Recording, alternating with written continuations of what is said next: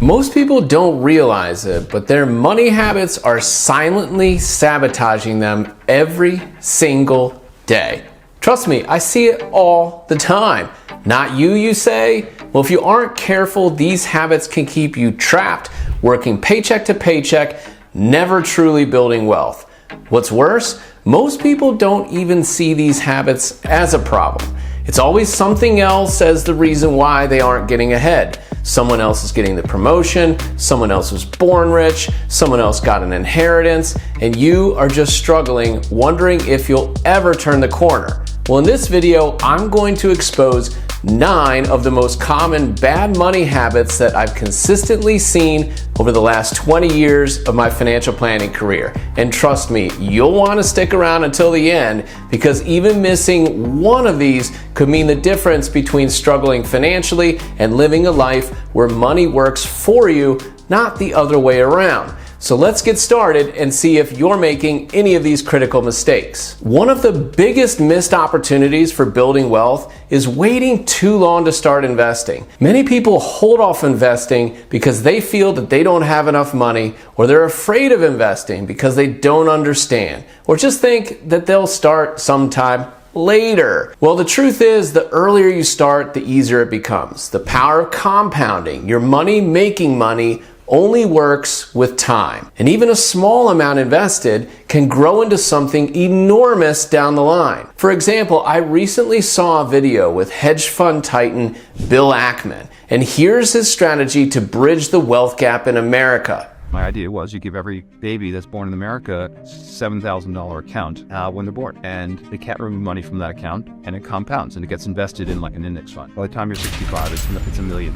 Compounding is very powerful things, and we can't wait until people start creating an IRA or 401k by the time they're 25 or 30 or 35. You want to start when they're a baby, just because the laws of compounding. That extra 25 years is very, very material. Now, I doubt the government would ever understand how powerful this idea is, and it wouldn't be implemented. But that doesn't mean that you can't apply the same idea in your own life, starting with what you have, even if it's a small amount. The key is to get started and let your money start working for you as soon as possible. Debt has become so normalized that people often overlook how dangerous it can be to their finances. Credit card companies and lenders profit when you carry debt, and high interest rates can quickly spiral into unmanageable payments. I actually saw a video about this recently, and it was showing the average interest rate on a credit card and how it had doubled over the past 4 years. Forbes magazine just estimated last week that the average credit card APR in your networks is 28.75%. Average.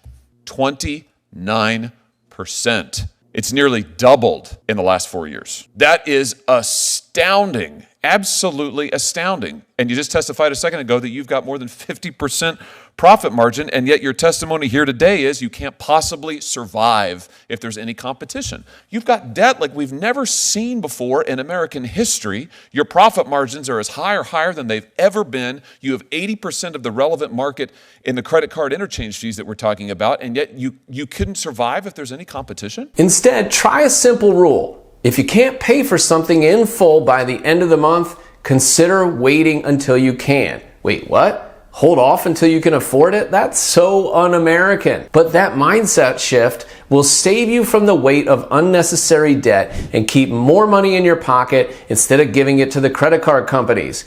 By waiting, you might even realize you don't really need it or want it anymore. So many people leave the vast majority of their net worth in a savings account.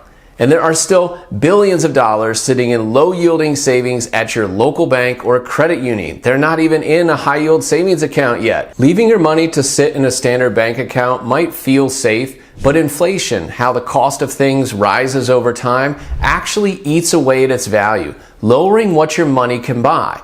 I'm sure you think or hear about the times when gasoline was less than $1, or a home was less than $100,000, or eggs were 99 cents. Ah, the good old days. That's how inflation steals your ability to buy things. If you want to protect your savings and grow it, look for options beyond a regular savings account. Diversifying into investments or other financial strategies can help protect against inflation and grow your money over time. Now, everyone deserves hobbies and passions. What would life be without them? But if they're draining your bank account, they could be holding you back financially. Many people fall into the trap of spending a big chunk of their income on hobbies, but some hobbies are much more expensive than others. Most families don't have enough discretionary income to do whatever they want. Life is about choices. If you join a golf club, you might not be able to take as many vacations. If you put your child through private school, you might not be able to have that luxurious home that you really want. If you travel and ski at resorts with your family, maybe you can't have the new car that you want. Very few of us can do whatever we want, whenever, without worry. So discuss with your spouse or your family what's really important and spend money on that and save money on everything else. To make real financial progress, find a balance. Enjoy your hobbies, but keep them in check with your financial goals. Taxes. They are a necessary part of life, but many people pay much more than they need to. Wealthy individuals and successful companies don't pay less tax by luck. They're strategic. They use tools like tax-advantaged accounts or business structures to reduce their tax liability within the laws. Take advantage of tax-deferred accounts like Roth IRAs or HSAs. And if possible, consider professional tax guidance, because understanding how tax laws can work in your favor gives you a big advantage. Many people make the mistake of spending first and saving only if there's anything left over at the end of the month. When I first graduated from college, this is how I saved, but there was rarely anything left over. This habit can really be detrimental to long-term financial security. Instead, prioritize your savings. Treat it like a must-pay bill and set aside a percentage, let's say 10% of your take-home pay, and work towards 18% as soon as you receive your income. By doing this, you'll ensure that you're building savings rather than just spending everything that you make. It's amazing how your lifestyle will change for the better if you can modify your paycheck system to pay yourself first. Even if it's just $50 a pay cycle, it helps you build the habit and trains your lifestyle. If you pay yourself first, you can then spend the rest however you want without micromanaging your budget because you took care of your future self first. While saving is a fantastic habit, relying only on saving to build wealth limits your potential. Building wealth often requires both saving and investing. Investing can offer returns 2x, 3x, even 5x more than socking away money in a savings account. Look at ways to put your money to work, whether it's through the stock market, real estate, cryptocurrency, or side businesses. So you're not just saving, but you're investing over time. And if you don't know how to invest or are scared to invest, spend some time and money learning about investing. There are some incredible books on investing that cost very little time and money. And you can start by subscribing to the #1 personal finance channel on YouTube. This one, See the Forest Through the Trees. Hit that little subscribe button. Then go have a look in the library of personal finance videos on this channel. My company, Celestial Wealth Management, has a saying, get clear, be clear. Without a clear understanding of your finances, it's hard to make meaningful progress. How can you save and invest if you don't have a clear understanding of how much is coming in and how much is going out? That's how you get clear. Many people spend without knowing how much they're really bringing in or where it's all going. Sure, you might know how much your salary is, but that is much different than what your take-home pay is after taxes.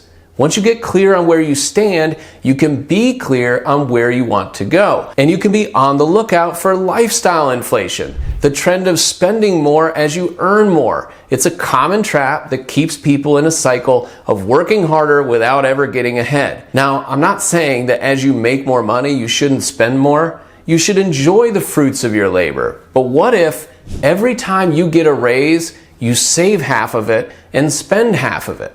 Over time, you would capture the lion's share of those pay increases and really build wealth. And building wealth is about converting your human capital, which is your ability to work for money, into financial capital, where your money works for you. Track your income and expenses and set financial goals to be clear on where you want to be in the future. A common misconception is that if you don't have thousands to invest, it's not worth starting. This mindset holds many people back from taking the important first step. Even small amounts like $50 a month, invested consistently, can grow significantly over time. The magic of compound means that your investments grow on top of each other. So don't let a small start discourage you. Get into the habit of investing even a little bit regularly and let time and consistency do the work. These 9 money mistakes can either keep you struggling or help you thrive financially. It all depends on awareness and action. Lots of times people know what they need to do, but lack the plan to execute it. By understanding these traps and making small changes, you're already on the path to better financial health. But to really accelerate the changes, you have to be dedicated. And if you own a business and are looking to learn more about how I help my clients through one-on-one consulting, head over to celestialwm.com and check out the Resource Center. You can see case study examples showing how I help people, and you can get my complimentary ebook, Accelerating Your Path Toward Prosperity. And check out this video next to supercharge your net worth.